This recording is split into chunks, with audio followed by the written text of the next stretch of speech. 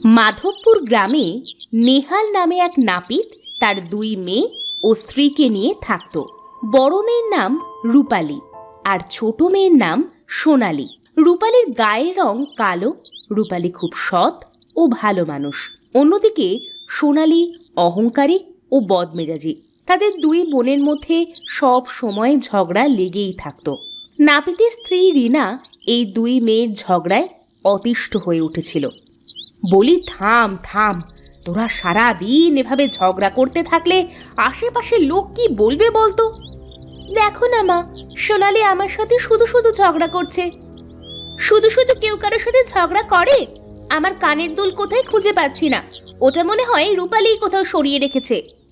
দেখেছো মা, আমি সত্যি বলছি, আমি দুল নিইনি। আচ্ছা আচ্ছা, আমি দেখছি বাপু, এখন তোরা দয়া করে ঝগড়াটা থামা। এই বলে রিনা ঘরে চলে গেল।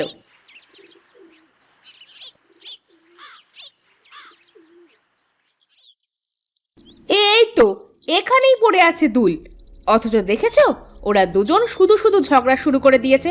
আমার ছোট মেয়েটাও হয়েছে তেমনই রকচটা।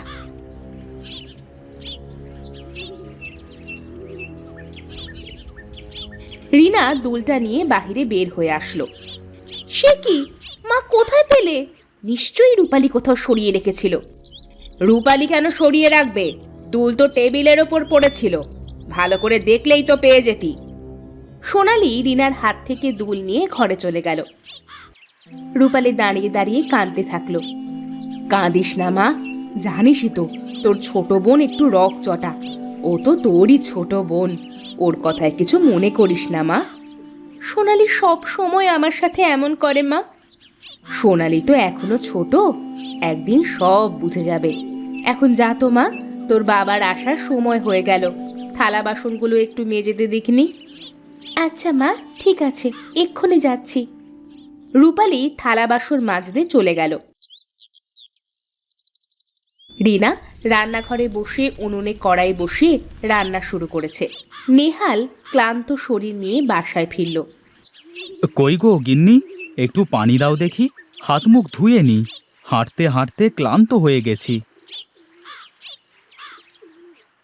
সোনালী, ও সোনালী, কোথায় গেলি? তোর বাপরে একটু পানি এনে দে দেখি। আমি পারছি না, তুমি তোমার বড় মেয়েকে বলো। এই বলে সোনালী বাড়ির বাহিরে চলে গেল। আহা, আমি যাচ্ছি, ও ছোট মানুষ, ওকে কেন এগুলো করতে বলো শুনি। ছোট বলে কি হয়েছে, কাজ শিখতে হবে না? হ্যাঁ হ্যাঁ, সময় হলে বেশ শিখে নেবে। এই নাও বাবা, তোমার জল। তুই আবার কষ্ট করে আমার জন্য জল আনতে গেলি কেন? তুমি সারাদিন কত কষ্ট করো আমাদের সকলের জন্য বাবা। পাগলি মেয়ে আমার, তোরাই তো আমার সব। তোদের জন্য করব না তো কাদের জন্য করব? তুমি হাত মুখ ধুয়ে গিয়ে বসো, আমি তোমার জন্য খাবার নিয়ে আসছি।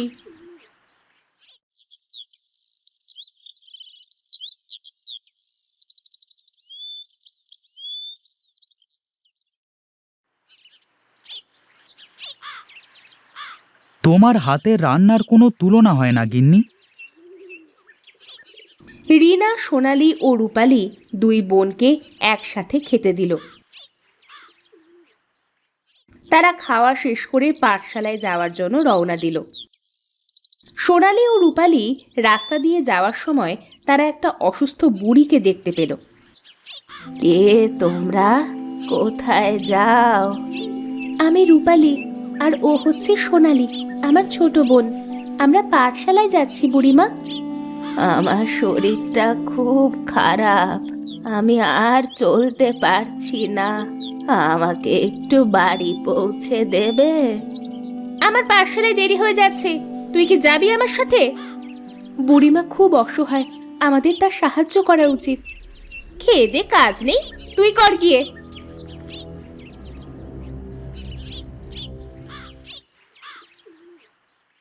চলো বুড়িমা, আমি তোমাকে তোমার বাড়ি পৌঁছে দিচ্ছি।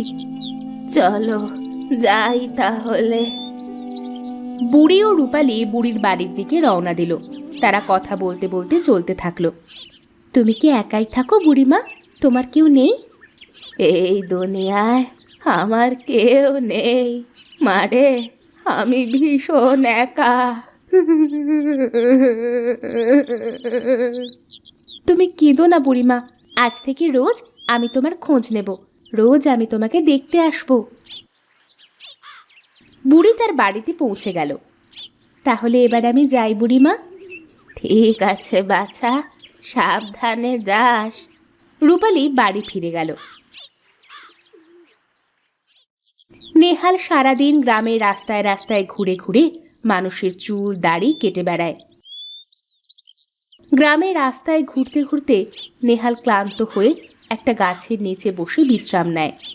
না, আজ আর কাজ হবে না, শরীরটাও ভালো লাগছে না। যাই, আজকের মতো বাড়িতেই যাই।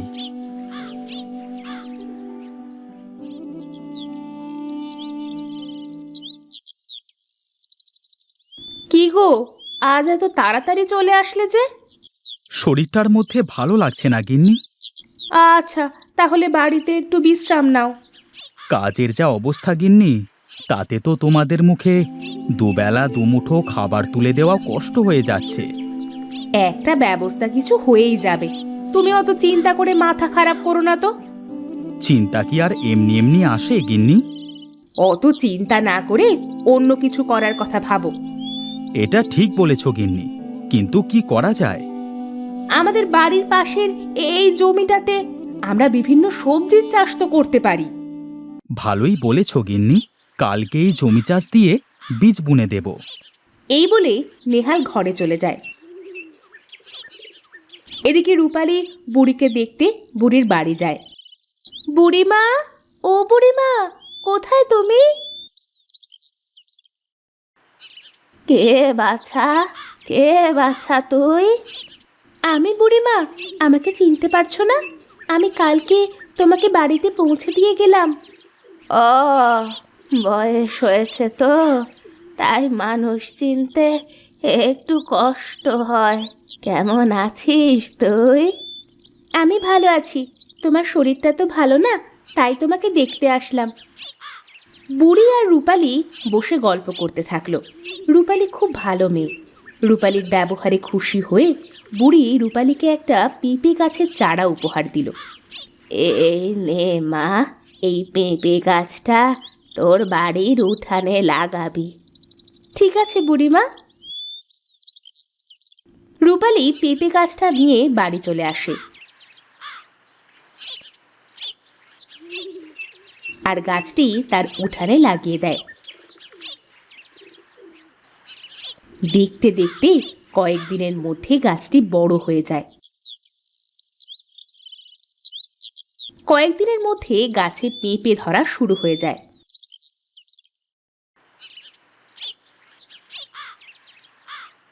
মা, ও মা,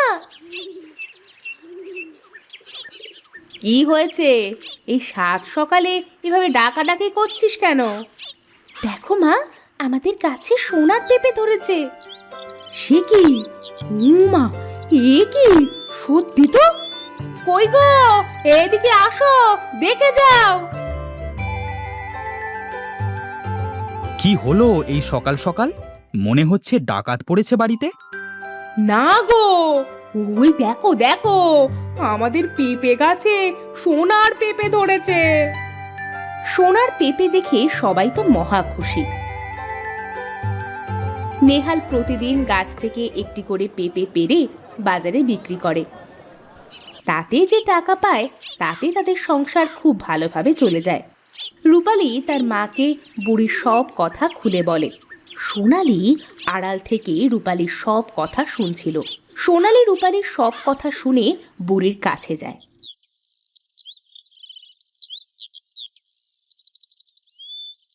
বুড়িমা, ও বুড়িমা।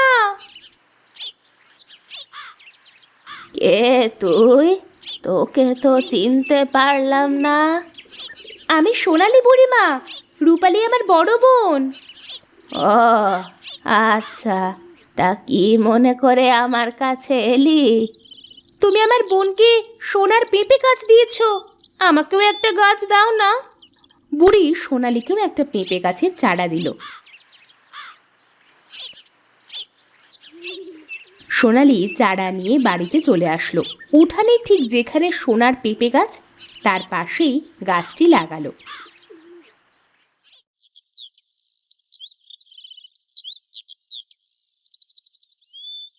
কয়েকদিনের মধ্যে গাছটি বড় হয়ে গেল। একদিন সকালে সোনালি দেখে তার লাগানো গাছে রূপার পেঁপে ধরেছে। এ দেখে সোনালি কান্না শুরু করে। কি রে, কি হয়েছে? এভাবে কান্নাকাটি করছিস কেন? দেখো মা, আমার গাছে কেমন রূপার পেঁপে ধরেছে। আরে কই কই দেখি। ভালোই তো, আজ থেকে একটা করে সোনার পেঁপে, একটা করে রূপার পেঁপে রোজ বিক্রি করে আমরা খুব তাড়াতাড়ি বড়লোক হতে পারবো। হ্যাঁ গো গিন্নি, হ্যাঁ। সোনালি মন খারাপ করে বসে আছে। এভাবে মন খারাপ করে বসে আছিস কেন? বুড়িমা আমাকে ঠকিয়েছে। এভাবে বলতে নেই ছোট, চল আমরা বুড়িমার কাছে যাই।